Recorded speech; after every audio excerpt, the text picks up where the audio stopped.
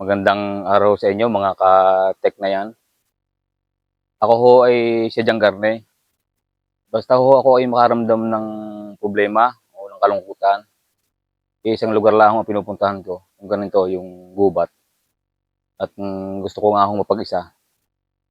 Ako ho ay may naalala ang sa aking buhay na gusto kong ibahagi sa inyo. Yun ho ay karanasan ko na hindi ko ho makakalimutan. Sa mga hindi ho nakakaalam, ako ho ay nakapagtapos ng seaman. So, may mga 10 taon na rin ho nakakalipas. Ang problema nga lamang ho, kahit ako anong gawin kong apply, ay talagang hindi ho ako matanggap, hindi ako makasakay ng barko. Ang hindi ko makakalimutan, yung aking huling apply sa Maynila. Napakarami na akong agency na aking nilapitan, na in-applyan, talagang hindi ho ako makasampa ng barko. Bago ho ma-expire ang aking seaman's book, hindi ako nagbaka sakali uli, ng isang araw. Sakaling ako'y makakasampa na ng barko, hindi ako nag-apply. Yung problema nga ho, talagang hindi pa rin ako natanggap. Talagang ako ay lungkot na lungkot nung ako umuwi. Ngayon bago ako umuwi, napadaan ako sa Manila Zoo. Ako ay tumambay muna. At ako inaliw-aliw ko ang aking sarili. Ako ay paikot-ikot doon.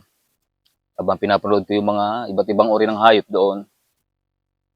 Habang ako ay nakagayon lang isang gilid, at pinapanood ko yung mga bata naglalaro.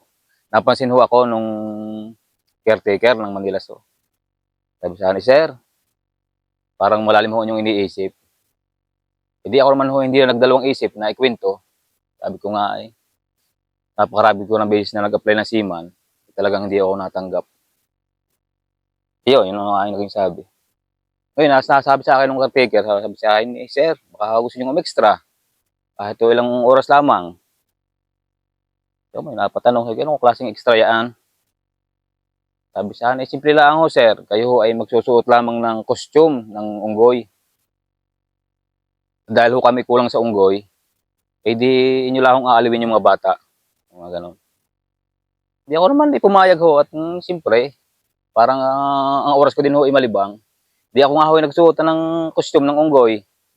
At nung nilalaro-laro ang mga bata, habang nilalaro ko yung mga bata, hindi ko napansin, sa likod ko mayroon na palang leon na nalapit sa akin. Di ako ho itatakbo na sa kabilang sulok. Talagang ako ho ay katal na katal at hindi ko alam ang gagawin. Nung ako ay nasulok na, lumapit pa rin yung leon. Talagang hindi ko maipaliwanag yung aking maramdaman ng mga panahon yun. Di ako ho inamoy-amoy. Simula ko sa may balikat sa ganito, pumunta sa may tenga, liig. Noong pagtapat sa aking tenga, biglang umimik. Sabi sa akin, "Seaman ka, ano?" Sabi ko, "Bakit mo alam?" Sabi, "Seaman din ako, hindi na ako nakasampa ng barko." Okay, napaisip, buti na lamang. Hindi ako nag-iisa. Dalawa na kami. Tech na yan.